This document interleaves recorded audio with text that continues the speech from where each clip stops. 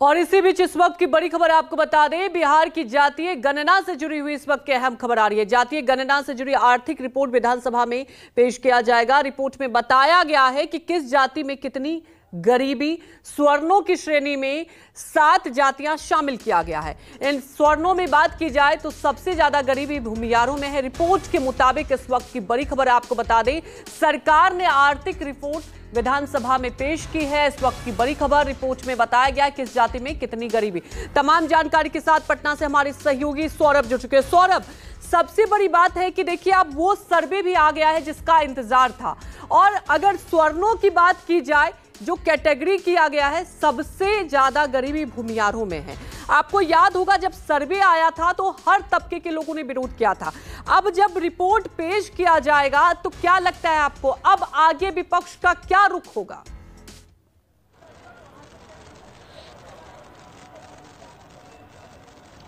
जी बिल्कुल, सबसे बड़ी बात है कि दोपहर बाद यानी 2 बजे विधानसभा के पटल पर यह सामाजिक और आर्थिक सर्वेक्षण की जो रिपोर्ट है वह रखा जाएगा और उसके बाद चर्चा शुरू होगी।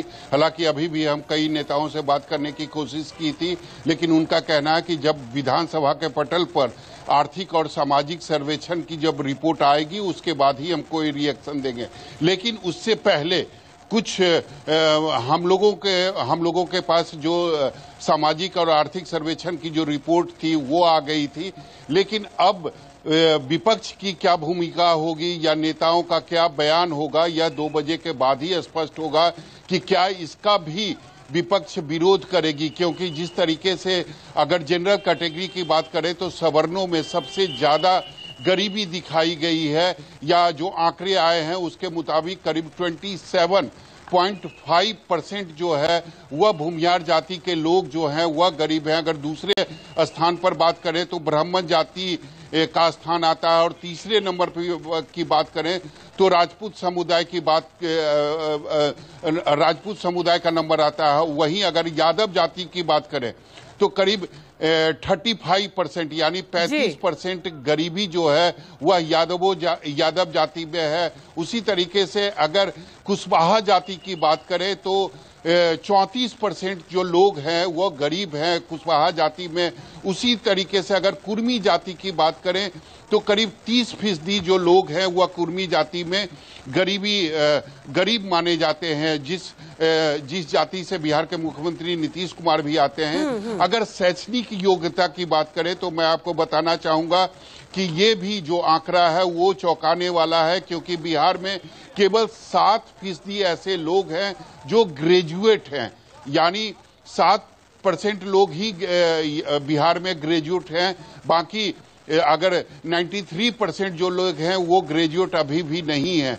तो निश्चित रूप से कई जो आंकड़े हैं वो चौंकाने वाले हैं। उसी तरीके से अगर मुसहर समाज की बात करें तो उनमें गरीबी सबसे ज्यादा है, 54% मुसहर जाति में गरीबी है। बिल्कुल, और तो देखिए अब इसके बाद आगे क्या कुछ रुख होगा, जैसा कि आप कह रहे हैं कि सौरभ, ये आंकड़े रिपोर्ट पेश किया जाएगा 2 बजे के बाद, उसके बाद रिएक्शन आएगा। लेकिन इसके बाद जब रिपोर्ट आई है, रिएक्शन आ भी चुका है, आप हमारे साथ बने रहिए। इसके बाद क्या कुछ राजनीतिक गलियारों में हलचल हुई, क्या कुछ कहा गया, पहले वो भी सुन लेते हैं। भाजपा को दिक्कत हो रहा है, अमित शाह को बेचैनी हो रहा है, क्योंकि वो अंदर से जो कर रहे थे, बाहर दलित चेहरा, मोदी जी का चेहरा अति पिछड़ा दिखा रहे थे, अंदर रिजर्वेशन जब देना हुआ तो ईडब्ल्यूएस के नाम पर 100% सवर्ण जाति को आरक्षण दे दिया। तो ये तो स्पष्ट हो गया, आर्थिक सर्वे आ रहा है, आपको पता चलेगा।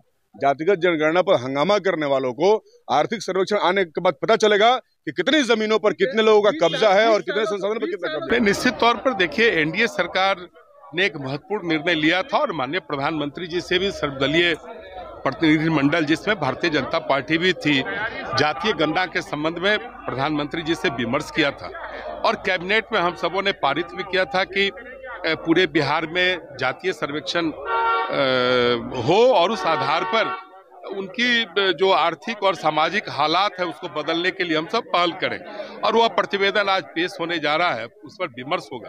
देखिए, इस ऐतिहासिक दिन में जिसके लिए बड़ी कोशिशें हुई, माननीय मुख्यमंत्री जी, उप मुख्यमंत्री जी, और ये सिलसिला शुरू हुआ ये सिलसिला शुरू हुआ आदरणीय राष्ट्रीय अध्यक्ष लालू जी के वक्त से। आज के बाद इतिहास करवट लेगा और वो करवट मैं समझता हूँ किसी को परेशान होने की जरूरत नहीं है। 90 बड़ा या 10, अगर मैं ये सवाल आपसे पूछूं कि 90 बड़ा या 10, आप क्या कहेंगे? 90। लेकिन 10 को परेशान होने की जरूरत नहीं है, क्योंकि उसी 90 की स्वीकारोक्ति में, उसके बढ़ाव में, उसकी बुनावट में वो 10 भी आएगा और सामाजिक न्याय के लिए एक नया द्वार खुल रहा है। इस द्वार का आप सब भी स्वागत करें। वहीं सौरभ हमारे साथ जुड़े हैं। सौरभ, देखिए, जिसकी जितनी हिस्सेदारी उसकी उतनी भागीदारी, इसे लेकर लगातार आप देख रहे हैं कि अलग अलग दलील दी जा रही थी, लेकिन अब आर्थिक रिपोर्ट जब ये पटल पर पेश किया जाएगा तो बड़ा सवाल ये है कि अब आगे क्या कदम, क्योंकि देखिए बिहार सरकार ने ये तो तय है कि बहुत कम वक्त में आर्थिक रिपोर्ट भी पेश कर दिया है। अब बात ये होती है कि जब सर्वे आया था तब भारतीय जनता पार्टी, जो कि विपक्ष में, लगातार सवाल उठा रही थी कि आर्थिक रिपोर्ट कब आएगी, उसके बाद ही इस पर हम लोग मान्य होंगे। तो अब क्या लगता है, आप समर्थन देगी?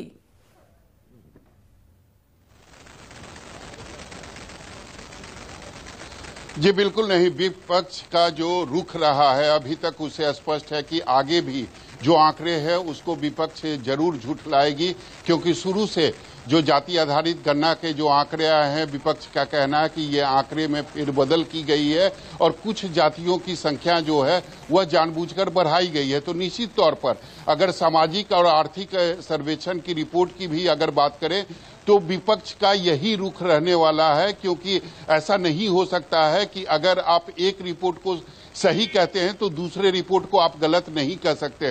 तो निश्चित तौर पर विपक्ष का जो रुख है वह बिल्कुल पहले से ही स्पष्ट है। अगर जाति आधारित गणना के रिपोर्ट को वो लोग झुठला रही है, गलत कह रही है, तो सामाजिक और आर्थिक सर्वेक्षण की जो रिपोर्ट है उसको भी वो लोग जरूर झुठलाएंगे। अब देखना यह होगा कि इसके पीछे वो तर्क क्या देते हैं।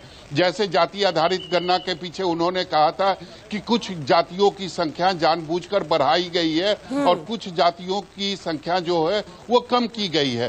तो आज जो सामाजिक और आर्थिक सर्वेक्षण की जो रिपोर्ट 2 बजे सदन के पटल पर रखी जाएगी, उसके बाद यह देखना होगा कि विपक्ष के जो नेता हैं वह बयान क्या देते हैं, यानी तर्क क्या देते हैं। निश्चित तौर पर वो जरूर इसे झुठलाएंगे, यानी आर्थिक और सामाजिक जो सर्वेक्षण की रिपोर्ट है जरूर विपक्ष इसे झुठलाएगी, लेकिन झुठलाने के पीछे उसका कारण, उसका जो रीजन है वह क्या देती है, यह देखना दिलचस्प होगा। बिल्कुल, ये देखना दिलचस्प होगा। लेकिन सौरभ, ये तो तय है कि बिहार से एक एजेंडा तय हो गया है। 2024 की बात की जाए पूरे देश के लिए, आपको याद होगा छत्तीसगढ़ की बात कर ली जाए, मध्य प्रदेश की बात कर ली जाए, यहां तक कि राजस्थान, कांग्रेस की तरफ से तो दावा किया गया कि अगर सरकार आती है तो जातीय गणना कराई जाएगी, और अब आर्थिक रिपोर्ट भी आ गई। तो क्या सौरभ आने वाले वक्त में अगर देखा जाए, क्योंकि देखिए बीजेपी भी इस पर खुलकर विरोध नहीं कर सकते, आप सुन रहे थे अभी रिएक्शन भी आ रहा था कि हम तो इसका समर्थन करते हैं, अब देखते हैं कि क्या आएगा। तो कहीं ना कहीं ये कहा जा सकता है कि जो सर्वे आया है एक तरीके से बैकफुट पर यहां जरूर दिखाई देती नजर आ रही है बिहार में बीजेपी।